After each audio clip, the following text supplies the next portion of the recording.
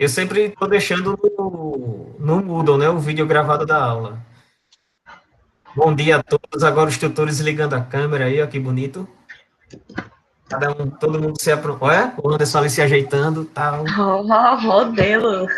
Parece até que é O que gente. mais?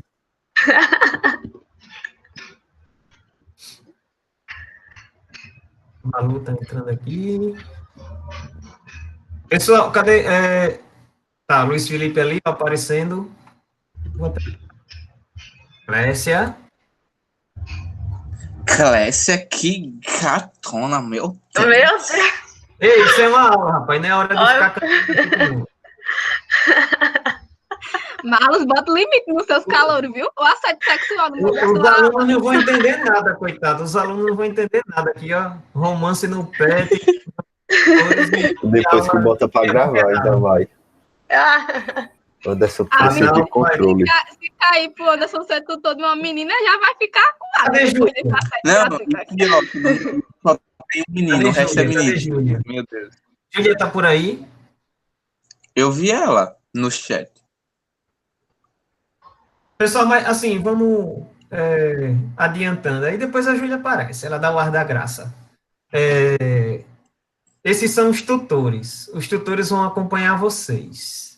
E, assim, a disciplina tem essa função também, não só de mostrar o curso, mas de gente acompanhando vocês mesmo e conversando com vocês semanalmente, o ideal, mas se não der, sempre com uma certa frequência aí de conversas, para vocês, de tudo, de desabafar, curiosidades sobre o curso, sobre o PET, sobre centro acadêmico, sobre... Enfim, eles estão aí para ajudar. Certo? Eu vou pedir para todos se apresentarem, para não vou ficar aqui falando, não. Vamos lá. Na minha tela, Carol, aqui em primeiro, assim, ó, lá em cima. Já saiu. Professor, mas explique direito por que eles estão aqui, o que é o PROA. Sim, pode falar também, arrocha aí. Fale, professor. Aí, tá vendo? Eu já tinha mandado ela falar no chat, ela tá assim, se fazendo de tímida. Você tá paquerando quem? Já joga na roda, que ela não é tímida não, viu? Olha, ela esqueceu. Adalto, toma vergonha. Eu vou falar, tá? O PROA é o Programa de Orientação... Programa de Orientação Acadêmica, é isso. E é formado por grupos de tutores que vão acompanhar grupos de discentes que estão aqui com você. Então, cada uma dessas pessoinhas vai estar junto com 6 de vocês. Oxi, eu tô falando a verdade, não tô não? Se eu estiver errado, vocês me falam. Oxi, programa de... É o quê, né? Olha, vocês estão me desconcentrando, minha gente. Você que não sabia dizer a sigla, continue, vá. É porque eu travei aqui, mas é isto. Aí, cada pessoinha, Adalto, Anderson, Júlia, Clécia, Carol, Luiz, vão ficar com um grupo de vocês, que foi o grupo que a gente falou na semana passada, que foi criado estrategicamente com o teste de personalidade. Então, vai dar tudo certo e vai ser top. É isso, eles estão à disposição para ajudar vocês com o que vocês precisarem durante esse período, seja em relação a engenharia e sistemas, quanto às outras disciplinas também, ou dúvidas da vida. É isso, se apresentem, por favor.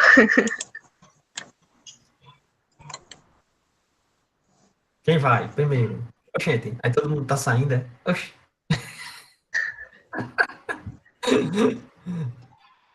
Vai, eu vou, porque esse povo é todo tímido.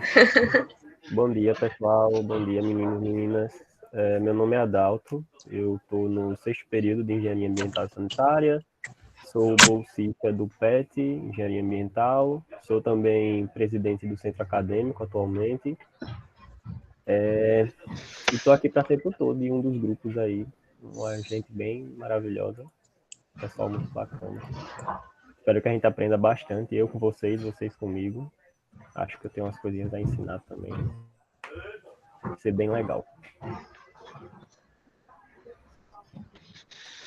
Tá, então eu vou falar. Depois do currículo do Adalto, fica difícil falar alguma coisa, né? Meu Deus. Eu sou o Lucas, mas por favor me chamem de Lucas. O Pet não entendeu essa informação quando eu me inscrevi, por isso todos me chamam de Anderson. Eu estou no terceiro período de engenharia ambiental, sou bolsista do PET também. E estou aqui para ajudar vocês no que precisarem. E em nome de Jesus, vocês também vão me ajudar, porque vamos aprender uns com os outros. É nozes.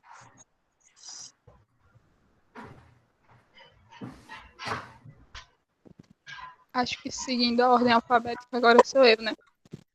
Oi, gente, eu sou Carol, Anne Caroline, na verdade, mas não me chamem de Anne, porque eu não gosto.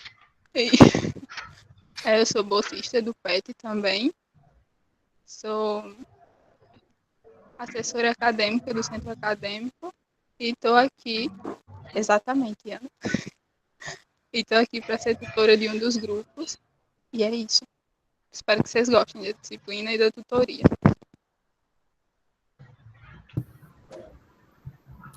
Oi, meu nome é Júlia e faço parte do PET Engenharia Ambiental e vou ser tutora de alguns de vocês. Espero, né, como já tenho falado aqui, que todos gostem da matéria, que quando eu paguei foi uma matéria muito boa, que me fez ficar no curso, então vale a pena estar nela. E espero ajudar alguns de vocês, ou todos, né? Oi, Bom dia. Eita, vai, Clécia. Desculpa, Ordem Clécia. alfabética, Luiz. Bom dia, gente. Eu sou a Clécia e eu estou no terceiro período de Engenharia Ambiental e Sanitária. Eu também sou do PET e eu vou ser tutora de algum de vocês e espero que vocês gostem de mim, que a gente possa ser amigos. E é isto.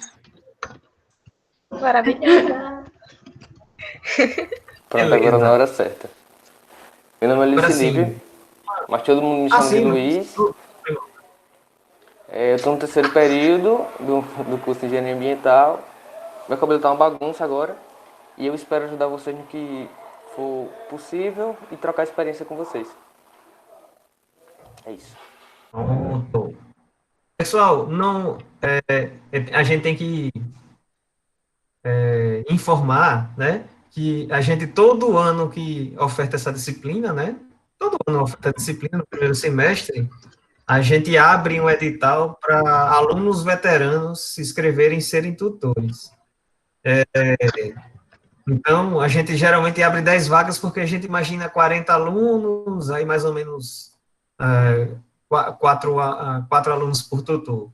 Esse ano só se inscreveu gente do PET. Não é o ideal é que fosse muita gente de fora, mais ou menos, ou equilibrado ou até mais gente de fora do PET, mas no contexto de pandemia, eu acredito que foi tudo numa organização, as carreiras, coincidiu que todos eles são do PET. Mas é até bom que não seja, entendem? Ano passado, por exemplo, a gente acho que teve, não foi 10 tutores e foi mais ou menos meio a meio. Né, alguns alunos, os requisitos basicamente são alunos que passaram por todas as disciplinas no CETEC, passaram com média 7, pelo menos, em engenharia de sistemas. Se eu esqueci alguma coisa, isso aí depois a gente lembra.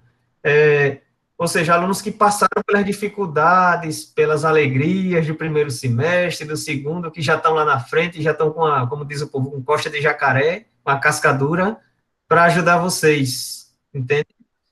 E aí não precisa ser só do PET. Esse ano a gente fez a seleção, mas não apareceu ninguém de fora do PET e acabou que... Na verdade, quando eu abri a inscrição antes da pandemia, a Júlia não era do PET, né, Júlia? Quem mais que não era? Que se inscreveu. Na época, a Júlia não era, e teve gente, a Bárbara chegou a se inscrever, e outras pessoas que não eram do PET na época. Mas, enfim... É isso aí. Coincidiu agora de ser do PET e meio que se confunde, né? Mas vamos lá. Próxima etapa aí, para a gente não perder tempo. Ariane, o que é que você diz aí para nós?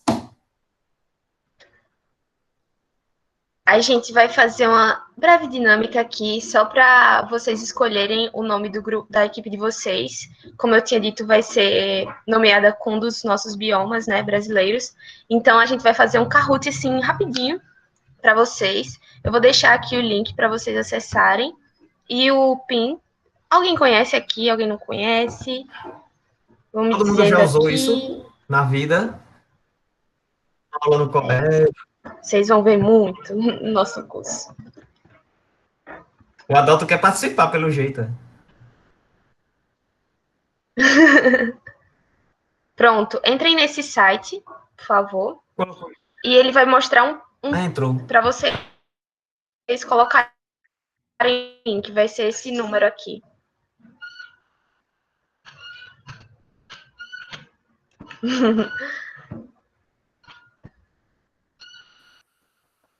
Achei.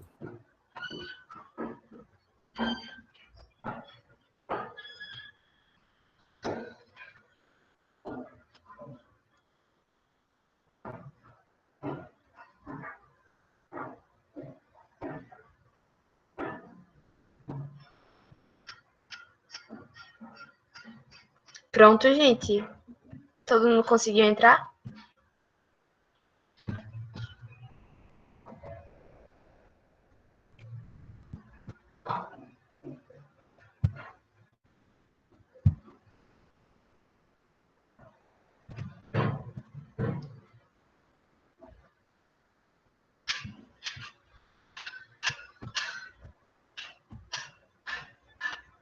Cadê? Peraí.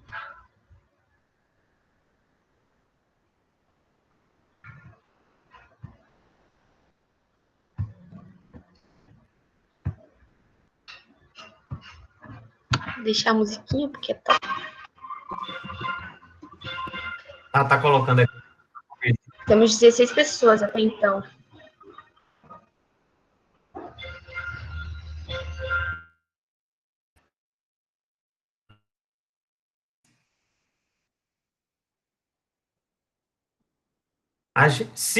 Se alguns não conseguirem, depois a gente vê, né, Ariane? Pelo menos alguém de algum grupo vai estar, né? A gente no.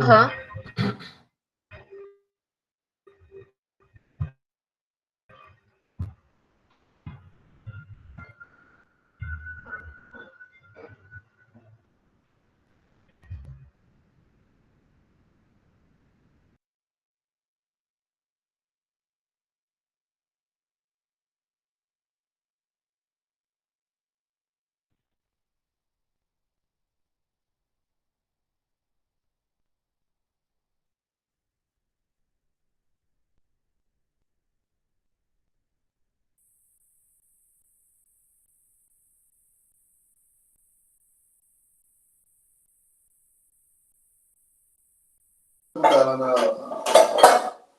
dá pra mim.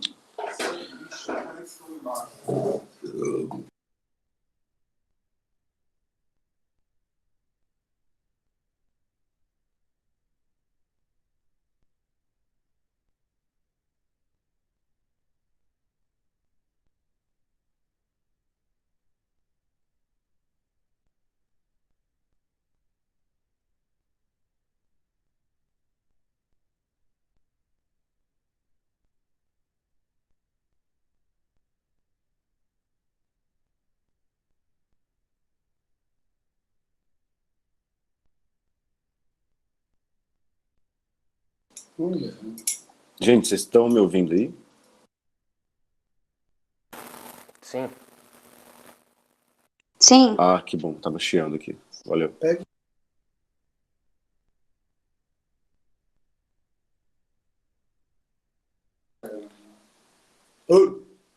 Gente, só pra vocês saberem, eu tô pelo celular, tanto pelo game, né, do site, quanto por aqui. Daí eu converso com vocês ou eu tô no game, só pra avisar.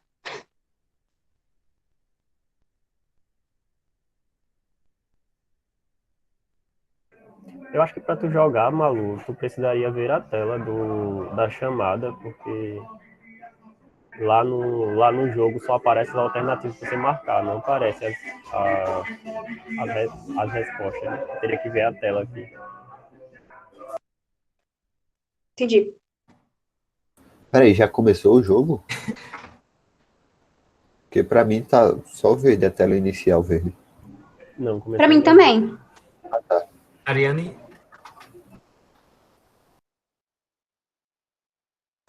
A Ali falou que a net dela caiu no grupo. Meu Deus. O meu também não tá entrando não aqui. Eu acho que ela precisa iniciar. Peraí. Oi? Estão me ouvindo? Sim.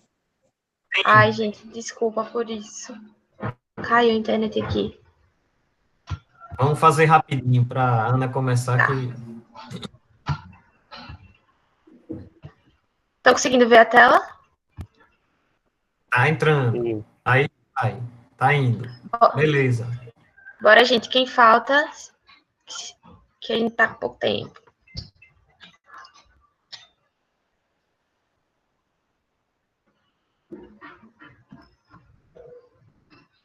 Tenta recarregar, Giovânia. Deixa eu ver uma coisa Falta aqui. quem, professor? Olha aí, por favor. Peraí, que eu tô olhando outra coisa aqui. Porque, assim, a minha ideia é... Eu posso botar o nome do... Assim, vocês vão ainda revelar o nome dos grupos ou não? Agora? Porque se tiver pelo menos um de cada grupo, a gente já começa. Porque senão vai atrasar muito, entendeu? Então vou começar, tá bom, gente? Deixa eu ver aqui. Eu acho que já tá tudo certo. A gente faz essa metodologia mesmo. Vai ser rapidinho. Vou começar, tá? Estão todos e todas prontas e prontos? 2, 3 e... Já! Tem um tempo, tá? Para responder. Ai! Quem responder primeiro ganha mais pontos.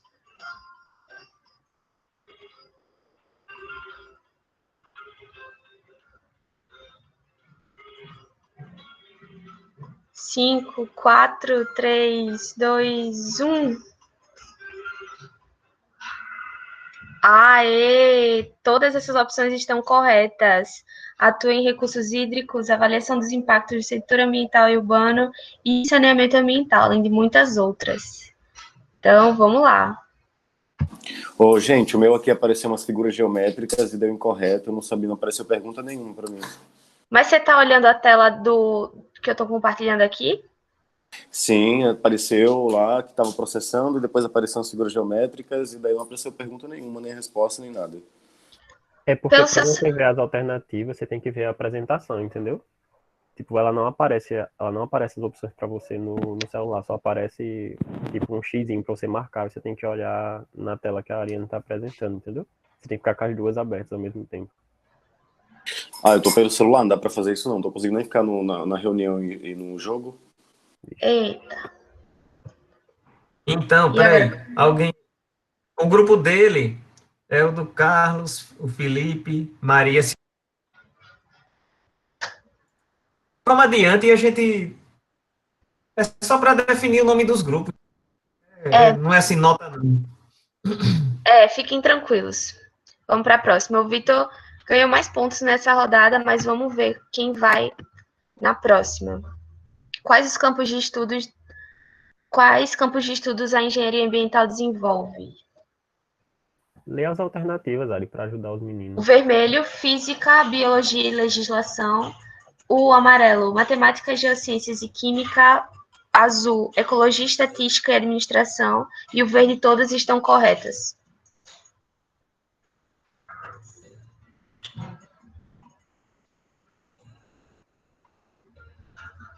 Bora, gente. Ninguém respondeu. Como assim?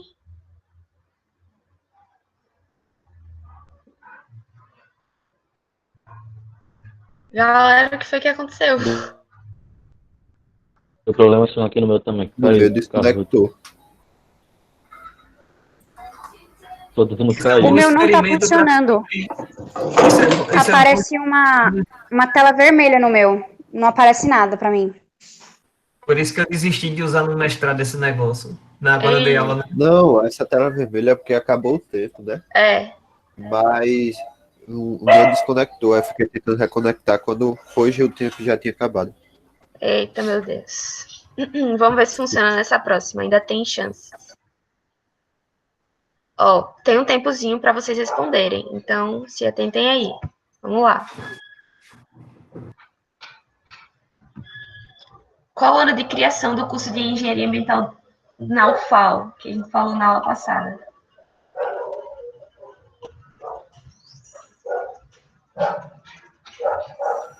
A tela tá bugada, não tá aparecendo não, nada. Na sua tela. Ai, Jesus.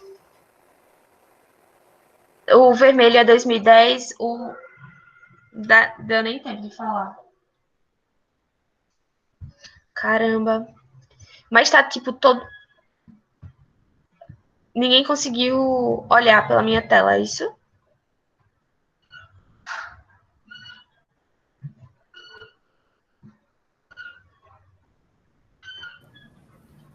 Eita, gente.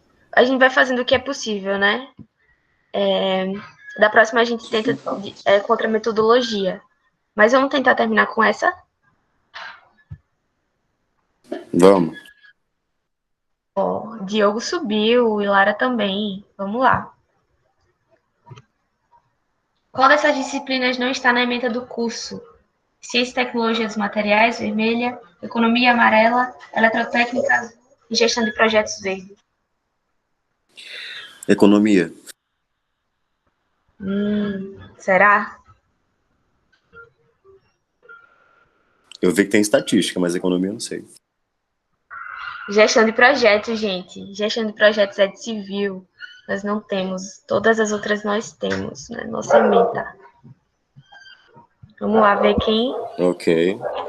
Lara. Vitor ainda está no topo. Vamos lá.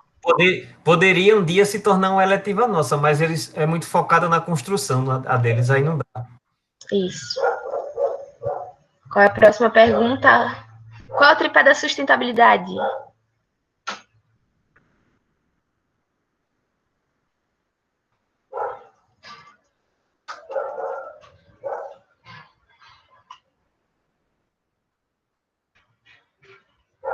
Triângulo? Será?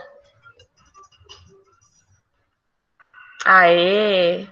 É isso mesmo, gente. Econômica, social e ambiental.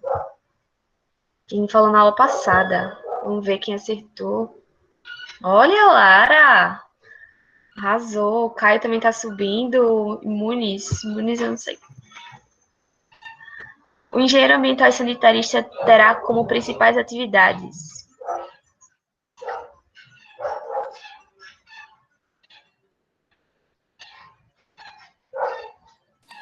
Ai, não tô conseguindo ler.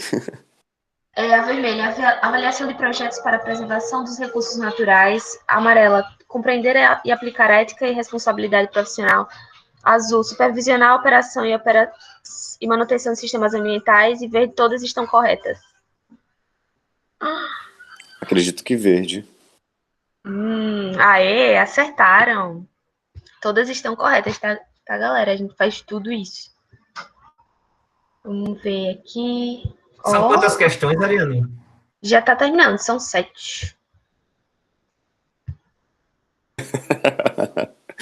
8. O que significa PROA? Ai, meu Deus! Vermelho, Programa de Orientação Triângulo. Acadêmica. Oh, você tá dando a resposta para os amiguinhos.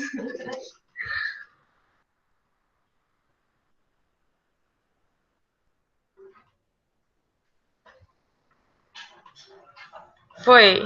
Aê! Oh, não vai soprar, gente. Programa de Orientação Acadêmica. Vamos lá. Eita. É verdade que a Engenharia Ambiental e Sanitária é a melhor do curso do é o melhor curso do CETEC? Verdadeiro ou falso? Verdadeiro.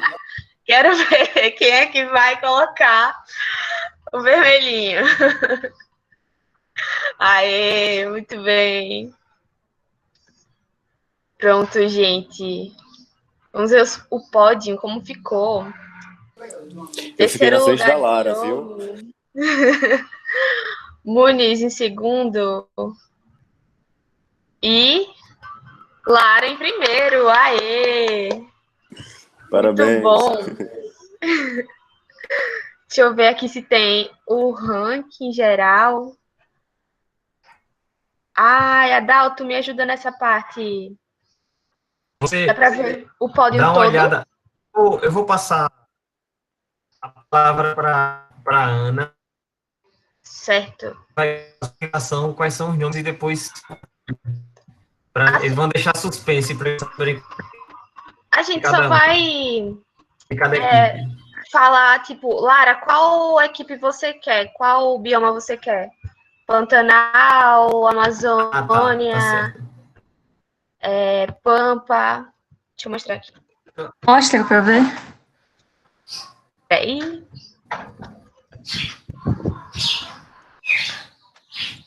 Ariane. Oi. Posso dar uma sugestão? Diga. O Marlos vai precisar sair mais cedo do Enal. E ele gostaria de ver a apresentação. Então, você pode pedir para os meninos conversarem entre si, né? Com as pessoas que estão no grupo dele, já que está no chat. E aí, depois, eles mandam quem eles querem. Vocês avisam qual é a ordem de escolha. E eles avisam no fim da aula. Ok. Beleza. Pode começar, então, Ana. E aí, gente, bom dia. Vou compartilhar aqui minha tela com vocês.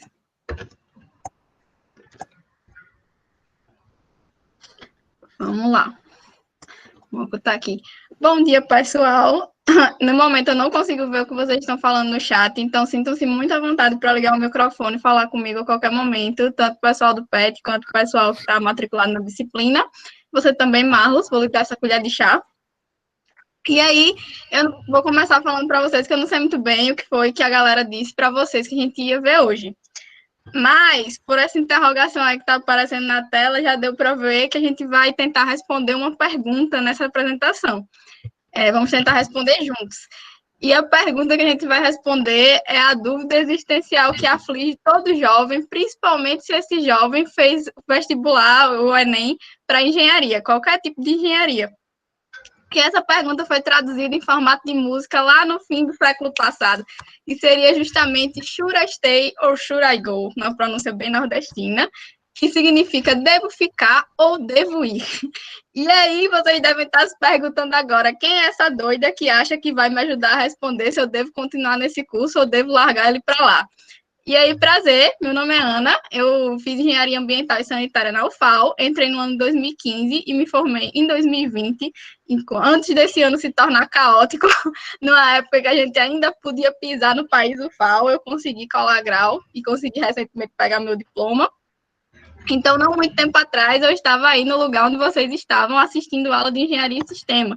E há menos tempo atrás ainda, eu estava no lugar do Adalto, da Ariane, da Carol e dos outros petianos, porque eu também, organizando a disciplina, porque eu também fiz parte do PET Engenharia Ambiental ao longo da minha graduação. Dos 5 anos que eu passei no curso, 4 eu passei no PET e 3 eu passei no Centro Acadêmico de Engenharia Ambiental e Sanitária. Eu tive a oportunidade, né, a honra de ser presidente do CAEAMB por 2 gestões, cobrindo os anos de 2017 a 2019, e também tive a oportunidade de ser representante discente da unidade acadêmica. O que é que isso significa? Que dentro do nosso curso eu representava o alunado, todos os alunos de Engenharia Ambiental e Sanitária, e dentro do CETEC eu também representava o alunado, só que eu representava as 4 engenharias, eu representava Ambiental, Civil, Química e Petróleo. No final do curso, eu tive a oportunidade de estagiar na Secretaria de Estado de Meio Ambiente e Recursos Hídricos, mais especificamente no setor de gestão de recursos hídricos. E aí, com base no que eu tinha construído no curso, no TCC e também na experiência do estágio, eu optei por cursar o programa de pós-graduação em recursos hídricos e saneamento, aqui mesmo na UFAL, e atualmente eu sou filha do Marlos no mestrado. E aí, por que eu trouxe esse background para vocês? Porque eu acredito que quem olha para a minha trajetória na graduação atualmente, imagina que foi algo mais ou menos assim. Quem bate o olho nas coisas que eu fiz, tanto num espaço assim de conversa, quanto olhando o meu currículo Lattes, alguma coisa do tipo, eu acredito que olha e pensa, nossa, essa garota se encontrou no curso dela, ela fez tudo que dava para fazer, acho que o curso foi feito para ela e que deve ter tido tudo às mil maravilhas. Mas a verdade é que a minha trajetória ela foi mais ou menos assim. E no meio do caminho eu estava normalmente assim. Era esse meu estado na sala de permanência do PET ou na sala de permanência do centro acadêmico. eu me sentia muito deslocada, eu me sentia um peixe fora d'água. Você batia o olho assim numa turma que eu tivesse e eu me destacava. Eu não acredito que eu me destacava de maneira positiva. Eu paguei todas as minhas matérias da graduação de maneira presencial, graças ao bom Deus. E as minhas turmas eram mistas. Então, eu tinha a turma com as 4 engenharias de CETEC, o pessoal da matemática, o pessoal da física, o pessoal da química. Estão conseguindo me ouvir? Tem um cachorro aí que tá com a peste. O pessoal da física, o pessoal da química, com o pessoal do Instituto de Computação, da meteorologia, basicamente todos os cursos que tinham matéria de exatas, poucas pessoas iam avançando e a gente acabava virando uma turma só. O que foi muito legal, porque eu fiz vários amigos fora da minha bolha, que eu provavelmente não faria se não tivesse dessa oportunidade, mas, ao mesmo tempo, eu me olhava numa sala com todo mundo que tinha passado para fazer curso de exatas, e eu pensava, meu Deus, eu estou numa sala com os melhores alunos de exatas do estado de Alagoas, o que é que eu estou fazendo aqui? Eu fiz engenharia ambiental porque eu queria mudar o mundo, eu queria fazer as coisas diferentes, eu queria ajudar a minha cidade a ser mais sustentável, eu queria trazer mais saneamento para Maceió. Como é que eu vou fazer isso estudando cálculo, geometria analítica e álgebra e todas essas coisas? Era algo que eu não conseguia enxergar. Nessa época eu me perguntava, mas afinal, para que peste a gente estuda? O que é que a gente estuda? E era algo que eu não conseguia responder, eu não conseguia enxergar. E tudo bem, hoje em dia eu enxergo que não tem problema ter essas dúvidas. É realmente algo que eu, enquanto caloura, não conseguia ter essa visão. E justamente por isso o Marlon me convidou para estar aqui hoje. Porque no fim do curso, depois de ter passado por todas as experiências que eu falei para vocês no começo, eu consegui ter uma visão mais integradora do nosso curso, de como a gente emprega as coisas que a gente aprende, né, e como essas coisas se conectam. Durante a quarentena, né, eu tive a oportunidade de gravar um vídeo para o Instagram do CAEAMB, tá aparecendo o user aí na tela, se vocês ainda não seguem, eu recomendo que sigam, porque o pessoal faz um conteúdo muito legal, e esse ano a gente fez a Semana do Meio Ambiente e eu fui uma das convidadas. E lá eu falei um pouquinho sobre como a gente emprega geoprocessamento em projetos de engenharia ambiental e sanitária. E aí eu parti lá de um estudo de caso, que era um artigo que eu tinha feito. Quem estava no começo da aula, antes da gente começar e tal, estava conversando com o Marlos. É um artigo que será apresentado hoje no Encontro Nacional de Águas Urbanas, e aí eu parti dele para destrinchar isso, e trouxe também o mesmo estudo de caso para destrinchar com vocês. No vídeo, as coisas estão mais aprofundadas, então, se você tiver interesse após a apresentação, pode passar lá no Instagram do CAEAMB, procurar, os vídeos estão com essa thumbnail, o pessoal da comunicação do lá me cedeu, e vocês vão encontrar vários, né? É só procurar o que tem lá meu nome. E esse artigo, ele fala sobre fragilidade ambiental, que é algo que congrega várias coisas, como eu vou tentar mostrar para vocês, a gente vai discutir mais para frente, várias coisas que a gente aprende. E aí, como surgiu a ideia de fazer esse trabalho? Quando eu estava estagiando na SEMAR, um dos meus supervisores, responsável pela outorga de captação superficial, a outorga é basicamente uma autorização para você pegar água, então esse rapaz que foi meu supervisor, ele é o técnico que disse se a pessoa pode ou não pode pegar água de um rio, riacho, enfim, qualquer corpo hídrico superficial, uma barragem, algum tipo. Ele chamou eu e o outro estagiário da época e disse assim, gente, eu quero fazer um artigo de fragilidade ambiental na bacia hidrográfica do Riacho do Sabo. Vocês topam me ajudar? Estou precisando de ajuda e tal. Vi que vocês são interessados. E nós, como bons estagiários e alunos de fim de curso, querendo publicar e ter coisas para passar no mestrado, a gente fez, sim, queremos, claro que queremos. Sabia o que era fragilidade ambiental? Não, mas mesmo assim disse que queria, porque o jovem tem que ser um pouco ousado na vida. E aí a gente perguntou, né? Altair, o que é fragilidade ambiental? E o Altair nos respondeu entregando a referência, né, que ele queria usar, que dizia o seguinte: fragilidade ambiental é a suscetibilidade de uma região sofrer intervenção ou alteração, seja de ordem natural ou antropogênica. Aí, eu tinha estudado 9 períodos de engenharia ambiental, olhei fundo nos olhos de Altair e falei, Altair, você falou uma farmácia e eu não entendi um remédio. E aí ele riu, né, e tal, e depois a gente conversou mais sobre fragilidade ambiental, mas no momento eu estava um tanto quanto assustada, eu estava um tanto quanto insegura, porque na graduação a gente aprende os conhecimentos em caixinhas. Então eu tinha a minha caixinha de cálculo 1, a minha caixinha de introdução à computação, a minha caixinha de geometria analítica, metodologia científica, química ambiental, engenharia e sistemas, as matérias do primeiro período. Eu tinha essas mesmas caixinhas para cada um dos 9 períodos e eu fiquei, como é que eu saio disso para isso aqui. Como é que eu vou pegar esses conhecimentos que estão soltos e chegar nas classes de fragilidade ambiental para a bacia hidrográfica do Riacho do Sapo, Maceió, Alagoas? Como é que eu vou chegar nesse mapa, nesse produto final, que é o que o Altair espera que a gente consiga ao longo desse artigo?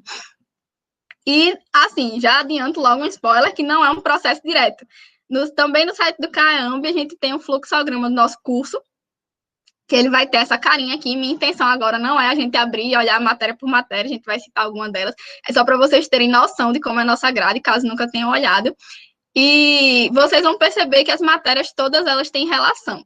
Quando eu pagava as disciplinas, muitas vezes eu não conseguia enxergar, por que eu preciso disso para ir para isso? Isso é um pré-requisito sem sentido. Mas depois que você passa, que você conclui, você vai percebendo que realmente existe um sentido por trás, não são coisas aleatórias.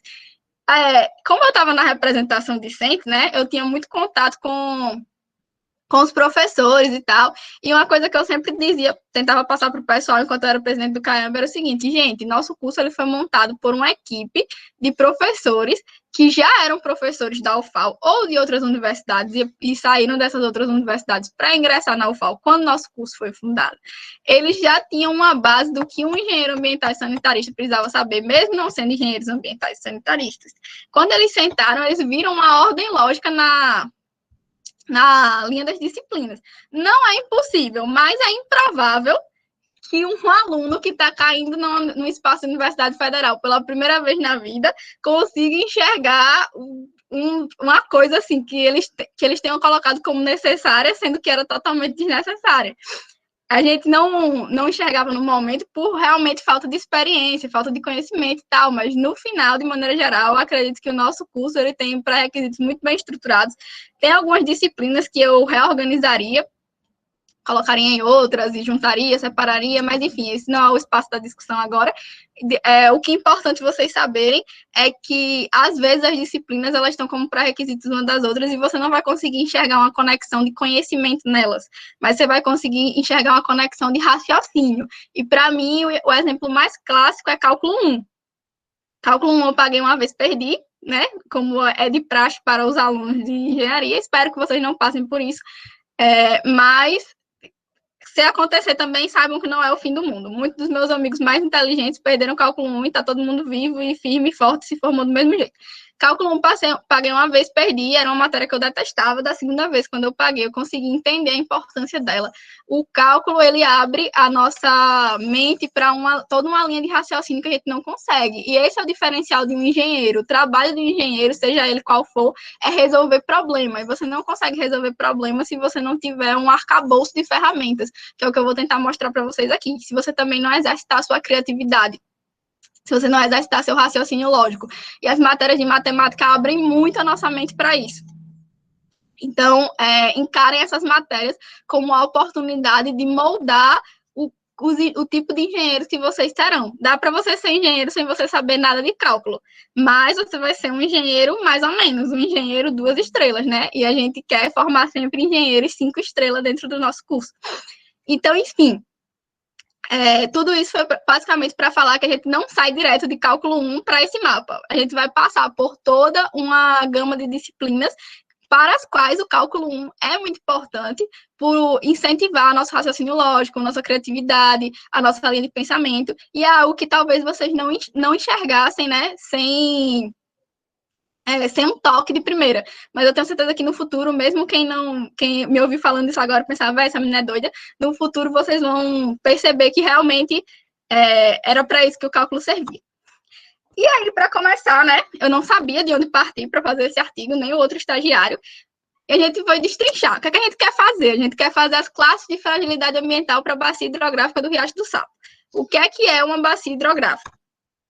A gente aprende em topografia a identificar as formações de relevo. E eu não vou aqui dizer para vocês qual a formação A, B e C, porque ia entrar por um ouvido e sair pelo outro. Já fui caloura, então eu sei como é. Já cheguei em aula de engenharia e sistemas que todo mundo vomitava termo técnico, depois eu não lembrava de nada. Vocês vão aprender isso no futuro. O importante agora é saber que quando a gente aprende as formas de relevo, a gente aprende também a ver para onde a água vai escoar quando chove nessas formas de relevo. E aí, em hidrologia, a gente aprende o seguinte: quando a gente separa uma região que faz a água toda escoar para o mesmo ponto, que normalmente é um rio mais grosso, porque está indo mais água para ele, a gente tem uma bacia hidrográfica. Então, eu já tinha o primeiro passo de qual era como é que eu fazia para chegar na minha área de estudo. A gente tinha que identificar qual era, já que a gente queria a bacia hidrográfica do Riacho do Sapo, a gente tinha que identificar qual era a área que estava mandando água para o Riacho do Sapo. Eu sei que em geografia, quando a gente pensa em bacia hidrográfica, a gente pensa naquelas bacias enormes, tipo, bacia hidrográfica do Rio Amazonas, bacia hidrográfica do Rio São Francisco. E realmente essas bacias hidrográficas existem, mas existem várias pequenas bacias que estão dentro delas. E normalmente a gente vai trabalhar com essas bacias menores. É difícil trabalhar com uma bacia tão grande, embora na SEMAI eu tenha chegado a trabalhar com a bacia hidrográfica do Rio São Francisco. E aí, agora, sabendo como é que eu demarco minha área de estudo, né? Onde eu vou calcular a fragilidade ambiental, eu vou usar uma ferramenta de geoprocessamento, porque nas disciplinas da UFAL, a gente aprende a fazer a bacia hidrográfica na raça. O professor vai te entregar um mapa assim de relevo e você vai ter que marcar na mão, aqui, a minha bacia hidrográfica vai ser essa parte aqui. Na vida real, ninguém faz isso. Imagina se eu pegasse um mapa do relevo do Brasil para marcar na mão onde é que está a bacia do Rio São Francisco, né? Eu não ia terminar nunca. Na prática, o que a gente faz é ensinar um programa a fazer isso. Só que, na verdade, os programadores já ensinaram há muito tempo. A gente só tem que aprender qual é a função que faz isso para a gente. Para isso, nós usamos um software de geoprocessamento, que é um software que pega informações geográficas e faz algumas operações. Uma dessas operações é definir a bacia hidrográfica de um corpo hídrico. Vocês podem fazer isso com qualquer software de geoprocessamento, mas eu recomendo que, se for investir em aprender algum, invistam em aprender o QGIS. Atualmente, ele é o software que está sendo ensinado na matéria de geoprocessamento da UFAL. Quando eu paguei, não era um software mais obsoleto. Mas na SEMAI a gente usava esse, então foi esse que eu, de fato, aprendi. E o QGIS é interessante porque ele é uma ferramenta livre. O que é que significa que ser uma ferramenta livre? Significa que ele é gratuito e, além de ser gratuito, ele tem código aberto. E o que é o código aberto? O código aberto significa que os programadores que fizeram o QGIS, eles disponibilizaram todo o código-fonte, todas as linhas de programação e tal, para o pessoal. Então, qualquer pessoa pode baixar as linhas que formam o QGIS e propor melhorias. E, além de propor melhorias, a pessoa pode ver, poxa, percebi que o QGIS ainda não faz isso, então eu vou escrever uma função que faça o que eu estou precisando, vou incorporar o código do QGIS e outras pessoas vão poder usar essa função também. É justamente isso que acontece com a delimitação de bacia. A gente não tem no código-fonte do QGIS, mas outras pessoas, outros engenheiros que já precisaram disso, fizeram, a gente consegue baixar um plugin para o QGIS que faça isso. Então, tanto por ser gratuito, você não vai estar incentivando a pirataria, nem vai estar empregando seu dinheiro para grandes corporações, caso esse seja o seu pensamento político, ser contra isso, né? Você, além de você vai estar economizando, porque vocês são estudantes, e vão estar tendo a oportunidade de trabalhar com um software que está em constante melhoria para profissionais da área. Munidos do QGIS, a gente chegou nisso aqui. Esse daqui é o mapa da bacia hidrográfica do Riacho do Sapo. Conseguimos a nossa localização, primeiro passo, eu e Jada respiramos fundo, tipo, opa, já vencemos uma etapa. E vocês estão percebendo que esse mapa da bacia hidrográfica, ele tem umas fronteiras muito retinhas, né? Principalmente embaixo, parece fronteira de estado americano, que foi delimitado durante a marcha para o oeste. Mas a natureza não obedece às fronteiras normais, então por que está retinho assim? Basicamente, ele está retinho assim porque o software de geoprocessamento, ele trabalha com pixels. E o que é que são pixels? São quadradinhos. Ele divide a tela em vários quadradinhos, como se fosse um joguinho de 8 bits. Então, quando ele vai marcar as fronteiras, ele marca assim reto porque ele está indo nos quadrados. Mas não se preocupem que não é nada que vá afetar muito a sua área de estudo. Não é algo que vai prejudicar o seu estudo. Todo mundo faz isso. E quanto menor o pixel, menos retinho vai ficar. Então, é algo assim, normal. Não encanem muito com isso quando forem trabalhar com geoprocessamento. O segundo passo foi a gente tentar definir o que era, né, uma bacia frágil. Eu li para vocês a definição formal, que no primeiro momento não é uma definição muito amigável, mas uma bacia frágil, ela é basicamente uma bacia vulnerável.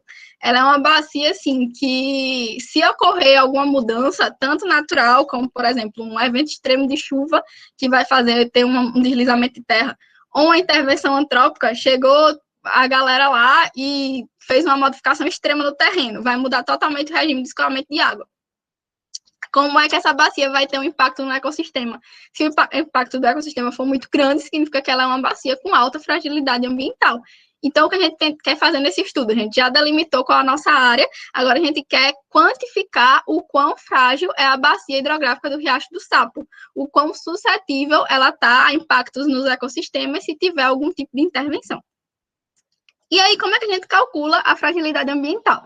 Estudando a metodologia que a gente usou, porque existem inúmeras metodologias para fazer isso, a nossa escolhida, ela é basicamente uma função de outras fragilidades, que são essas daqui.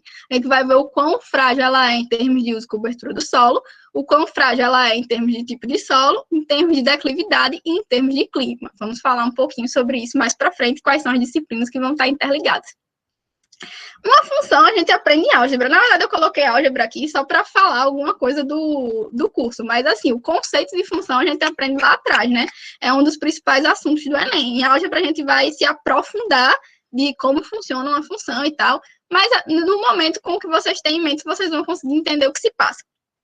A gente vai pegar essas 4 declividades, jogar numa expressão e vai ter como retorno a fragilidade ambiental. Só que a gente vai estar trabalhando com mapas.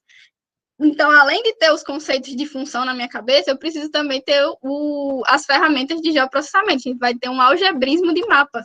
O que a gente vai fazendo nesse caso é basicamente o seguinte: a gente vai ter um mapa para cada uma das fragilidades que eu citei para vocês, A, B, C e D, e vai fazer uma média aritmética normal para chegar nesse mapa E, que é o mapa final de fragilidade ambiental. Por que a gente vai fazer uma média aritmética? Porque o cidadão que propôs a metodologia que nós empregamos arbitrou esse método. Na visão dele, esses 4 componentes, eles tinham a mesma importância, o mesmo peso. Outras metodologias dão maior enfoque para tipo de solo, ou maior enfoque para clima, e aí, nesse caso, vai ser uma média ponderada, ele vai dar um peso maior para uma ou para outra. No nosso caso, era exatamente o mesmo peso, então foi uma média aritmética normal. Mas aí, para a gente fazer contas, né, para a gente fazer funções, a gente não pode dizer some fragilidade muito baixa com fragilidade média. A gente tem que impor números para isso. E aí, na metodologia que a gente seguiu, o pesquisador ele já tinha proposto. Ele disse assim, por exemplo, se uma região for alta floresta, significa que ela é uma fragilidade muito baixa em uso e cobertura do solo. Se alguma coisa acontecer naquela região, o ecossistema vai sentir pouco, porque a floresta consegue absorver o impacto. Já se for uma área urbana, não tem nada que absorva o impacto, então a fragilidade vai ser muito alta. Então, eu vou colocar um número maior. E assim ele fez. Para cada tipo de uso e cobertura do solo, ele associou um valor numérico. Então, quando a gente diz que vai fazer uma álgebra de mapas, a gente não está literalmente somando um mapa com o outro. A gente está somando os valores que aquele mapa carrega com os valores que outro mapa carrega. Para isso, mais uma vez, a gente usou ferramenta de geoprocessamento. A gente usou uma classificação supervisionada. Porque, na prática, eu sei que a área urbana ela vai ter valor 5, mas eu não tenho como. Eu até tenho, mas não é viável economicamente nem em termos de tempo. Eu me debruçar no mapa e ficar marcando pixel por pixel, dizendo que aqui é área urbana, então é 5, aqui é alta floresta, então é 1. O que a gente faz é ensinar o QGIS a fazer isso sozinho. A gente pega umas áreas que a gente conheça, marca e diz, isso tudo aqui é área urbana, isso tudo aqui é oceano, isso tudo aqui é floresta, isso tudo aqui é plantação de cana. E aí vai ensinando para ele, vai dando para ele várias áreas e dizendo, isso aqui é isso, isso aqui é isso, isso aqui é isso. E ele vai aprendendo. Quando ele vê uma imagem que não tem valores, mas tem pixels parecidos com o que ele sabe o que é, ele vai sozinho conseguir arbitrar. Se eu sei que essa região é área urbana e essa daqui é muito parecida, então essa daqui muito provavelmente é área urbana também. Se eu sei que essa região aqui é oceano e esse pixel aqui tem exatamente a mesma cor, muito provavelmente esse pixel também é oceano. Esse processo de ensinar o QGIS, né, de fazer uso da inteligência artificial dele, para que ele faça sozinho um trabalho que seria do pesquisador, nós chamamos de classificação supervisionada. E após fazer a classificação supervisionada, a gente chegou nesse mapa de classe de uso e cobertura do solo. Uma coisa que eu queria ressaltar para vocês também é que se o software de geoprocessamento fizesse o estudo todinho sozinho, a gente não precisava formar engenheiros ambientais sanitaristas, a gente precisava formar cientistas da computação para estar externamente melhorando o QGIS e deixando o QGIS trabalhar sozinho. O trabalho do engenheiro ambiental e sanitarista está em filtrar que tipo de informação eu vou dar para o QGIS e filtrar o quão confiável é a resposta que o QGIS está me dando. Se eu der para o QGIS uma imagem de satélite que está toda borrada, que está cheia de nuvem, que foi de 1970, muito provavelmente o QGIS não vai entender nada. A imagem vai estar numa resolução ruim, ele vai ler uma coisa, interpretar como sendo outra. Onde tiver nuvem, ele vai surtar e não vai saber que classe de uso e cobertura do solo é essa, porque ninguém nunca ensinou para ele. Então, o trabalho do engenheiro ambiental e sanitarista é ter a sensibilidade de saber qual produto, qual a matéria-prima que a gente vai dar para o software. E também interpretar o quão confiável a resposta que ele está me dando, porque os softwares, eles são sujeitos a erros. Eu posso ter uma piscina enorme e o QGIS pode olhar e pensar que é oceano. Mas se eu abro o mapa de Maceió e ele tem uma classificação supervisionada com oceano no meio do aeroporto, aí eu sei que tem alguma coisa errada, né? Eu vou ter que ir lá e consertar manualmente. De maneira geral, o nosso mapa pós-análise ele ficou assim, a gente pode perceber que a fragilidade ambiental está muito alta. Esse resultado faz sentido? A gente debateu no grupo de pesquisa e concluiu que fazia sentido sim, porque essa bacia está altamente ocupada sem urbanização. Urbanização é a ocupação urbana acompanhada de um planejamento. Quando ela não tem planejamento, a gente não pode dizer que essa área é urbanizada. Ela tem ocupação urbana, mas não é urbanizada. E a gente sabe que essa região é assim. Como a gente sabe isso? Fizemos visitas em loco, conhecemos a região, ela foi a área de estudo do nosso supervisor, do Altair, no TCC e no mestrado, então ele já tinha feito várias visitas, vários estudos nessa região. E, além do mais, a gente tinha um estudo anterior que dizia que, em 2010, 75% dessa bacia tinha área urbana. Então, em 2019, quando a gente fez esse, a gente já esperava que essa porcentagem tivesse aumentado. De modo que a gente concluiu que esse resultado era coerente, não era um surto do QGIS. E aqui um coraçãozinho em 8 bits para vocês terem em mente a coisa dos pixels, né? É como se a gente estivesse trabalhando desse jeito, sempre em quadradinhos. A segunda classe de fragilidade que a gente trabalhou foi com a classe de solos, a pedologia. Foi basicamente da mesma forma, só que ao invés de a gente partir da imagem de satélite, a gente partiu de um arquivo da Embrapa, que se chamava Levantamentos Semi-Detalhados de Solo para a cidade de Maceió. A gente fez o mesmo procedimento e chegou nesse resultado aí. A gente dá para ver também que a maior parte da bacia tem fragilidade muito alta. Esse resultado faz sentido? A gente foi estudar mecânica dos solos, a gente aprende sobre vários tipos de solo e como é que a água se comporta neles, como é que ela infiltra, como é que ela escoa, se carrega muito sedimento, se não carrega, tudo isso a gente vê em mecânica dos solos.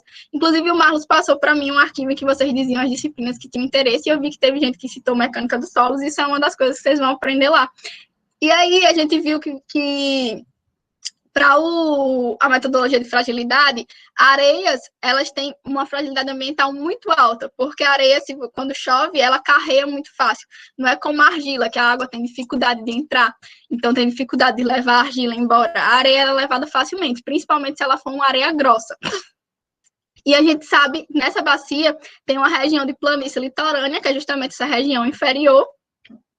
Uma planície litorânea faz sentido, parece coerente, que o solo seja do tipo arenoso. Então, a gente viu que o nosso resultado estava até o momento coerente. Outra coisa que a gente analisou, né, foram a fragilidade em termos de declividade. Para isso, a gente partiu dos dados da Prefeitura de Maceió. Ela tem um banco de dados chamado Curvas de Nível Oficial da cidade de Maceió. O que são as curvas de nível? A curva de nível é um documento que vocês vão aprender a ler em topografia, então não se assustem nem fiquem impressionados se não entenderem nada, mas basicamente a gente pega uma formação de relevo e tenta traduzir as altitudes dela em termos de linhas. Cada um desses círculos, entre aspas, que estão aparecendo aí, tem uma altitude. Então, tipo, o menorzinho que está no centro é mais alto, deve ser 50 metros. O que está depois dele, 40. O que está depois, 30. E assim vai. A gente vai construindo as curvas de nível. A prefeitura fez isso para Maceió em 1999. Infelizmente, é o mais atualizado que tem. Nunca mais fizeram depois disso. E é aquele ditado, trabalhamos com o que temos. Então, a gente calculou quais eram as declividades com base nesse documento da Prefeitura de Maceió e obteve essas classes de fragilidade aí. Mais uma vez, onde entra o papel do engenheiro ambiental e sanitarista, avaliar se está fazendo sentido o resultado que a gente usou e as entradas que a gente deu ao programa. As entradas, nesse caso, a gente não teve muita opção, né? Como eu falei para você, a gente trabalhou com o que tinha, mas em relação à saída, Eu falei para vocês que a região de baixo da bacia, ela era uma planície litorânea. A região de cima, que é essa outra região verde, é um tabuleiro. Então, a gente tem uma região que é plana e alta e uma região que é plana e baixa. E o meio delas não tem uma flutuação, não tem um degrau, né? Elas são conectadas por uma encosta. E essa encosta da bacia do Riacho do Sapo, a gente sabe, visitando lá, que ela é muito íngreme. Então, faz sentido que a declividade na conexão entre o tabuleiro e a planície, ela esteja basicamente de laranja e de vermelho. Porque é uma encosta, né? Tem uma senhora declividade. Então, a gente viu que até esse momento estava ok. E aí, por fim, para a fragilidade de clima, a gente optou por trabalhar com dados de chuva, que era uma das opções da metodologia, e para isso a gente pegou uma estação do Instituto Nacional de Meteorologia. Essa estação, ela diz basicamente para a gente o dia e quanto choveu nele, o dia e quanto choveu nele. Então, a gente vai ter, tipo, uma série de anos e anos de dados que são assim. Mas, né, no meio do caminho, a gente tem espaços em brancos, que são dias em que o sensor não funcionou, que não teve coleta de dados. A gente tem dados estranhos, que não fazem o menor sentido, então provavelmente teve um erro de leitura ou um erro na hora de ser digitado no sistema. A gente não pode confiar cegamente nos dados.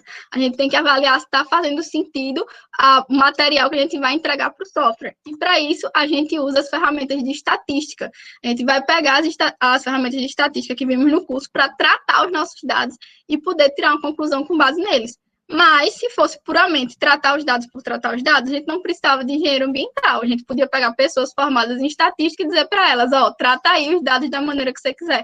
A gente tem que tratar sempre atrelado aos conceitos de hidrologia. A gente vai ver na disciplina, tanto na disciplina de hidrologia, quanto em outras que vêm depois, que vão resgatando esses conceitos. E aí, a gente junta estatística com hidrologia, é só sucesso para o que a gente queria fazer.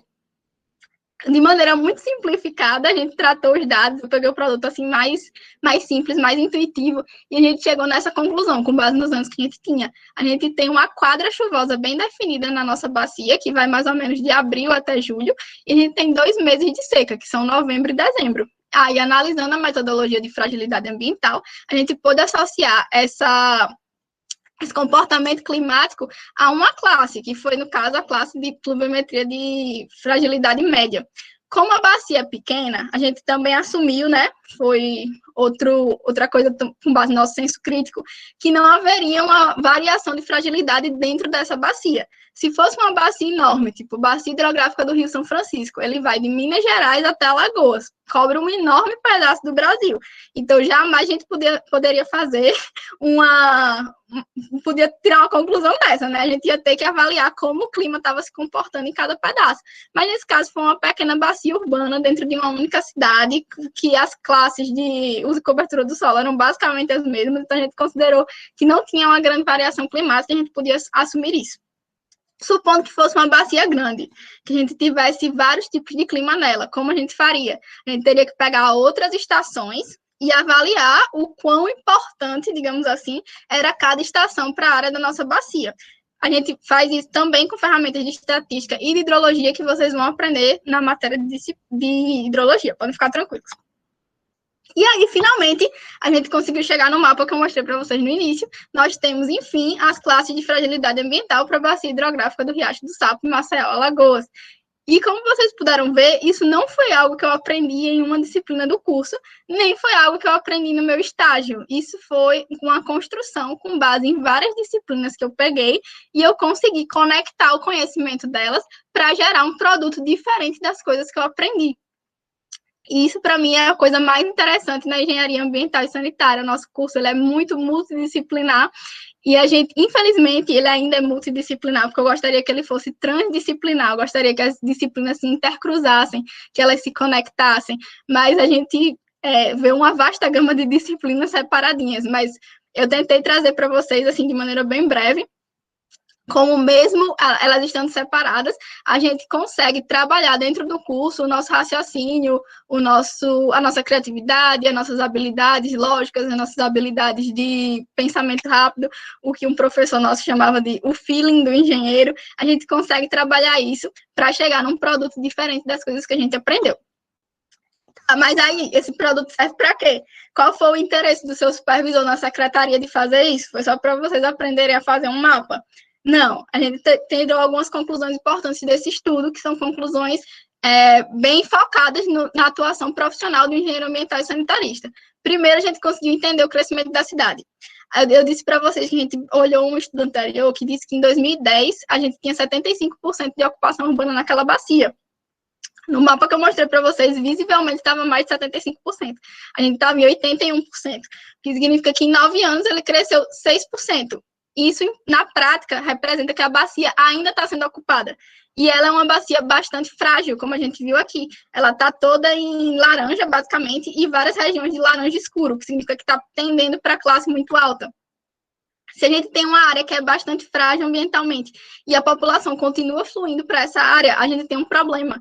E se a gente tem um mapa que quantifica isso, a gente tem informação científica para mostrar que isso está acontecendo, não é só um achismo, a gente consegue oferecer subsídio para o planejamento urbano da cidade. A Secretaria de Estado de Meio Ambiente e Recursos Hídricos consegue dizer para os outros órgãos, como a Prefeitura e como a CEINFRA, que não dá mais para fechar os olhos para a ocupação irregular na bacia hidrográfica do Riacho do Sapo. Já passou da hora da prefeitura intervir de alguma forma. E, além disso, partindo para o lado mais acadêmico da coisa, a gente consegue identificar lacunas na metodologia. Não era o objetivo do meu estudo, mas, mesmo assim, nas conclusões, a gente colocou que é interessante refazer essa análise, considerando critérios para além da vulnerabilidade ambiental, considerando critérios socioeconômicos. Porque é importante para o engenheiro ambiental e sanitarista analisar os critérios socioeconômicos. Uma das coisas que eu falei para vocês era que tem a região de encosta e essa região está altamente ocupada. Mas essa região está altamente ocupada por quem? Por pessoas que estão em extrema situação de vulnerabilidade social. Isso é diferente de uma região de encosta que está ocupada por condomínio de luxo, porque a galera quer ter vista de primeira classe do mar, que é algo que acontece em Alagoas também. Então, mesmo que as duas regiões tenham a mesma fragilidade ambiental, é óbvio que uma delas está mais prejudicada, porque a população não tem a opção de ir para outro lugar além daquela encosta. Ela está morando na encosta porque ela não tem outro lugar para ir. Enquanto que na outra situação hipotética, as pessoas estão morando na encosta porque elas querem, elas escolheram estar ali, elas têm dinheiro para sair de lá e ir para outro lugar. Então, a gente concluiu que fragilidade ambiental não é mais suficiente para quantificar a situação daquela região. A gente precisa partir para uma fragilidade socioambiental, que está intrinsecamente ligada ao nosso curso, porque a engenharia ambiental e sanitária ela tem que atrelar os 3 pilares da sustentabilidade, como a Ariane falou com vocês no começo. E algumas disciplinas que conectam mais todas essas ideias que eu falei para vocês aqui, eu tentei trazer, né? Entre uma delas, a gente tem PPMA, que é Políticas Públicas Aplicadas ao Meio Ambiente. É uma matéria que a gente tem com professores da Faculdade de Arquitetura e Urbanismo. E lá a gente vai ver como os instrumentos legais se aplicam para o meio ambiente urbano, que foi o que eu mostrei para vocês. Antes de entrar no curso, eu não tinha essa visão de que o meio ambiente era uma coisa que a gente tinha na cidade. Para mim, tipo, eu ia estudar o meio ambiente, eu ia estudar a Amazônia, eu ia estudar o Cerrado, eu ia estudar o Pantanal. Mas no curso a gente vai perceber que o meio ambiente urbano é um dos que mais precisam do nosso enfoque, do nosso olhar, da nossa intervenção. E políticas públicas foi uma matéria que abriu muito meus olhos para isso. Eu gostei muito dela ser no final do curso, tipo, era uma coisa que as pessoas diziam, ela devia ser no começo, para incentivar a galera a ficar no curso, para incentivar a galera a permanecer, ver como é legal e tal. Mas eu gostei muito dela ser no final, porque ela juntou várias coisas que eu tinha estudado em outras disciplinas. Outra matéria legal é Plano Municipal de Saneamento Básico. É uma matéria que, infelizmente, é eletiva para a gente, mas vale muito a pena pagar quando você abre. Você não passar muita raiva, mas é uma raiva que vai valer a pena. Aqui nós trabalhamos com a realidade. E aí, no Plano Municipal de Saneamento Básico, a gente vai definir as diretrizes de crescimento para saneamento básico de uma cidade. Na disciplina, a gente simula que a turma é uma equipe de engenheiros que está fazendo esse Plano Municipal de Saneamento Básico. E aí a gente vai ter que integrar conhecimentos dos 4 eixos de saneamento, que no caso são abastecimento de água, esgotamento sanitário, gestão de resíduos sólidos e manejo de águas pluviais, né, drenagem urbana, e propor soluções para a nossa cidade de estudo. Então, a gente vai propor soluções para uma área que está ocupada, eu já falei para vocês, a gente também tem que olhar o viés social, o viés econômico, olhar como está se comportando a população daquela região, como a gente pode intervir, que tipo de solução seria aceita, que tipo de solução seria preciso, todo um trabalho social para que fosse aceita. Como é que a gente pode fazer a comunidade abraçar o projeto, ao invés de só ficar metendo pau e dizer que político nunca faz nada, que a gente está lá só para conseguir voto e tal, que são coisas que na prática acontecem quando a equipe de engenheiros tem que desenvolver um PMSB. Então já deu para ver, né, que engenheiro ambiental nunca trabalha sozinho. A gente vai estar sempre acompanhado de uma equipe que tem que ter todo tipo de profissional. A gente tem que ter pessoal da medicina para trabalhar o eixo sanitarista atrelado à veiculação de doenças, a gente tem que trabalhar com o pessoal da sociologia, da assistência social, psicologia, outras profissões técnicas, como engenheiro civil, engenheiro eletricista, enfim, todo tipo de coisa. Arquiteto e urbanista, a gente trabalha muito interligado. Outra matéria também que congrega bem os conhecimentos e que nos ajudou a tirar essas conclusões foi a legislação ambiental, que é uma matéria que a gente vai ver a legislação que ainda está em vigor, né? Porque pelo andar da carruagem, em breve, nosso país não vai ter mais legislação ambiental, mas enquanto tiver, a gente seguirá estudando nosso curso e aprender a identificar quando ela está e quando ela não está sendo seguida. Para quem vai trabalhar com consultoria, é basicamente a base do seu trabalho, ao analisar o caso de estudo dos seus clientes. Matéria importante também é a economia, pelos N fatores que eu já citei. E, por fim, uma coisa que é muito importante são trabalhar as habilidades de comunicação. Como eu falei para vocês, engenheiro ambiental e sanitarista, na prática, ele está sempre em interlocução com a população, ou deveria estar. E a habilidade de comunicação é algo que, infelizmente, a gente não aprende no nosso curso se a gente se limitar à grade curricular. Não vai ter uma matéria que vai ensinar você como se comunicar melhor. Você tem que aproveitar as oportunidades extra-graduação. Se inscreve num projeto de iniciação científica, seja PIBIC, seja PIBIT, tente entrar no grupo PET, tente entrar na representação discente. Você não precisa ser representante discente como eu fui, o Adalto está sendo. Você pode ocupar outros cargos no centro acadêmico, como a Carol disse para vocês que atualmente ocupa. Em todos eles, tenha certeza que você vai conseguir trabalhar.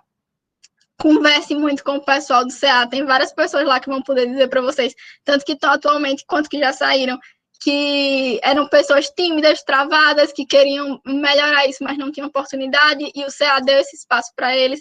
Dentro do PET, você vai estar sempre tendo que trabalhar com os 3 eixos, né? Ensino, pesquisa e extensão, e principalmente no eixo de ensino, você se liberta mais, você aprende que você é capaz de fazer coisas que você não se imaginava. Pergunte aos petianos quantos deles acharam que nunca iam conseguir chegar numa turma com 100 alunos e dar uma aula de matemática, e hoje em dia fazem isso com muita naturalidade no PAESP, ou faziam até o PAESP se tornar online, né? Agora a gente tá um pouco, a gente não, né? O pessoal tá um pouco afastado da turma e tal. São habilidades que você tem que ir abraçando as oportunidades que uma universidade federal te dá, mesmo que não esteja na grade do curso dessa universidade federal. E aí, a pedidos, eu trouxe para mostrar para vocês que engenheiro não vive só de cálculo. Eu tenho um perfil em que eu divulgo as leituras que eu faço. Atualmente, eu fiz um post com livros para ler antes das eleições, para a gente votar de uma maneira mais consciente, porque agora vocês, além de serem eleitores, vocês são engenheiros ambientais e sanitaristas em formação, então o voto de vocês tem que representar esse viés da sua personalidade. Fica o convite para vocês irem lá olhar. Então, eu tenho também um post sobre por que é importante alunos de exatas lerem ficção. Eu tenho indicações de várias pessoas que já passaram pelo nosso curso, tem indicação do professor Marcos, inclusive. Então, fica o convite para vocês verem. Eu fiz esse perfil por um motivo muito pessoal. Durante o começo da quarentena, minha saúde mental não estava lá, essas coisas. E aí eu disse, não, preciso de um projeto para me ocupar, algo que não seja acadêmico, que eu não tenha que ficar me cobrando, algo que eu faça para me divertir. E aí eu fiz o perfil porque eu gostava muito de ler, e eu gostava de indicar livros para meus amigos. Aí eu fazia isso no meu perfil pessoal de vez em quando, e a galera sempre pedia que eu tivesse um espaço para isso. Aí eu acabei fazendo. Não significa que vocês precisam fazer tem gente no nosso curso que tem perfil para fazer pintura e aquarela, tem gente que tem perfil para fazer divulgação científica, tem gente que não curte muito coisa no Instagram, mas, tipo, cozinha muito bem. Procure um hobby para manter sua vida equilibrada com os estudos e tal. Tente não investir muito no hobby e deixar os estudos de lado, é uma dificuldade que particularmente eu tenho, mas eu estou tentando trabalhar isso também. E se o seu hobby te ajudar, de uma maneira indireta, a ser um profissional melhor, então, top, né? Top de verdade, como diria o Pedro Henrique do PET, famoso pirula. Mas aí alguns de vocês podem estar se perguntando, tá, mas aí você falou isso para fragilidade ambiental, é tipo, uma única coisa que um engenheiro ambiental e sanitarista pode fazer. Eu não quero calcular fragilidade ambiental. Não quero ter que fazer isso. Então, eu não consigo enxergar como é que eu vou conectar as disciplinas se não for um estudo do jeito que você mostrou. Eu trouxe outras coisas que eu fiz durante o meu estágio para mostrar para vocês que a linha de raciocínio é basicamente a mesma. Lá no setor de gestão de recursos hídricos, eu precisei integrar a equipe que geria o Canal do Sertão, e eu nunca tive uma matéria de Canal do Sertão na minha graduação, mas eu precisava executar meio mundo de função, porque estagiário é o famoso faz tudo. Então, eu tinha que fazer interlocução com os usuários do canal, tinham desde o agricultor mais pobre, que estava querendo outorga para fazer subsistência familiar, fazer uma pequena irrigação, até agricultores riquíssimos que eram da Europa e compraram terreno só para fazer monocultura gigantesca no sertão de Alagoas, por causa do canal. Eu tinha que fazer interlocução com outras secretarias, Secretaria de Agricultura, Secretaria de Infraestrutura, com o próprio governo de Alagoas. Tinha que manter meus chefes atualizados de tudo e tinha que gerir o canal da parte técnica, tinha que decidir, né? Óbvio que não era eu que decidia, que eu era estagiária, mas eu tinha que apresentar a proposta para o meu chefe decidir de quem ia receber água, por que aquele uso era prioritário, quanto eu ia liberar de água para cada usuário, que horas a gente ia ligar a bomba, porque o gasto de energia variava conforme isso. Várias coisas que eu consegui executar com base nas coisas que eu aprendi na disciplina, mesmo que eu nunca tenha tido uma disciplina chamada Canal do Sertão. Peguei todos os conhecimentos que estavam em caixinhas separadas, consegui juntar eles para desenvolver um novo conhecimento, que era gerir o Canal do Sertão. Outra coisa também que foi na mesma linha foi o programa Água e Mulher, em que eu era o engenheiro ambiental e sanitarista da equipe, né, mesmo sendo estagiária. E o programa Água e Mulher é um programa em que a gente tenta levar, a Secretaria de Estado tenta levar saneamento básico para comunidades quilombolas, com ênfase no empoderamento feminino. Então, eu tive que fazer toda uma pesquisa sobre comunidades quilombolas em Alagoas, sobre a importância da figura feminina nelas, sobre como, para justificar para o governo por que a gente estava fazendo isso, né? A gente teve que mostrar que a maioria dos líderes de família eram mulheres, que elas sustentavam seus lares, que a família era construída em torno de uma mulher, e que para manter a identidade de uma comunidade quilombola era importante que a gente desse essa independência para eles. Todo um lado de humanas no nosso curso. E na parte técnica, a gente tinha que procurar soluções. Então, eu tive que pegar conhecimento de redes coletoras de esgoto, de abastecimento de água, gestão de resíduos sólidos, e propor quais eram as alternativas de solução mais interessantes para cada uma das comunidades.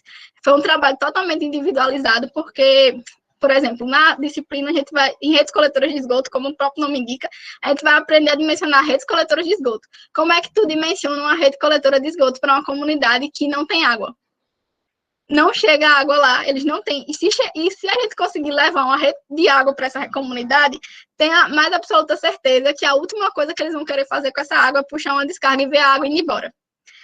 Então, eu tinha que buscar soluções alternativas, focadas em áreas rurais, focadas em área com falta de água, e mostrar por que naquela comunidade tinha que ser assim, tinha que ser assado, não podia ser desse jeito, mostrar por que o nosso orçamento incluía coisas X e não incluía coisas Y, todo esse trabalho da parte técnica, e além disso a gente adaptou um índice de vulnerabilidade para as comunidades, que era tipo um índice de fragilidade que eu mostrei para vocês, sendo que para comunidades. A gente tentar mostrar, a secretaria vai trabalhar primeiro com essa, porque essa é a comunidade que precisa mais. E aí, assim, se tinha uma vasta gama de indicadores socioambientais, de saúde pública, econômicos, todo tipo de indicadores, que eu, enquanto engenheira ambiental e sanitarista em formação, precisei decidir o que se aplicava e o que não se aplicava às comunidades que estavam em estudo na SEMAR. Além disso, eu também trabalhei em interlocução com o comitê de bacia, e aí eu trouxe essa atividade especificamente para a gente falar mais uma vez sobre as habilidades que não são técnicas, mas que você tem a oportunidade de aprender no seu curso. Os termos usados no mercado de trabalho são hard skills e soft skills, que são habilidades duras e habilidades macias, digamos assim, em português. E as habilidades duras é a coisa técnica. O que você aprende na sua grade de engenharia. Como projetar uma rede coletora, como projetar um aterro sanitário, como projetar uma estação de tratamento de água, enquanto as soft skills são as coisas que você... o famoso que a gente chama na graduação, né? O quão desenrolado você é. O quanto você é criativo, o quanto você pensa rápido, o quanto você consegue passar a sua informação com facilidade. E na interlocução com o CBH, que são os comitês de bacias hidrográficas, desculpa, deixa eu voltar um passo e explicar para vocês o que é um CBH. A gente viu o que é uma bacia hidrográfica. Um comitê de bacia hidrográfica é um conjunto de pessoas que moram nessa bacia, preferencialmente, e tem interesse em preservar os recursos hídricos de lá, tanto em termos de quantidade quanto em termos de qualidade. Então, o comitê se reúne e decide, a gente vai fazer essa obra ou não vai fazer essa obra? A gente vai dar outorga para esse grande usuário ou não vai dar outorga para esse grande usuário? O que é que a gente pode, qual a pesquisa que a gente pode investir para melhorar a nossa bacia hidrográfica? São coisas assim. E a SEMAR é o órgão que faz interlocução, ou seja, é o órgão que junta todas as outras entidades para a gente discutir, leva propostas e faz a pauta das reuniões e tal. E uma das minhas atividades era fazer essa interlocução com os CBHs de Alagoas, incluindo o do Rio São Francisco. Então, trabalhava com todos os estados, desde Minas Gerais até Alagoas. E aí, o Comitê de Bacia Hidrográfica, ele é composto por pessoas que têm níveis de formação totalmente diferentes.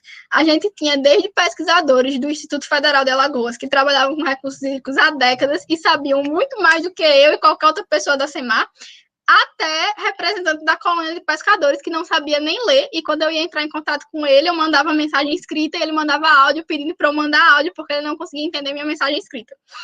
Então, como é que eu consigo passar a pauta da secretaria, que é a mesma para todo mundo, para essas duas pessoas, se elas estão em níveis tão diferentes?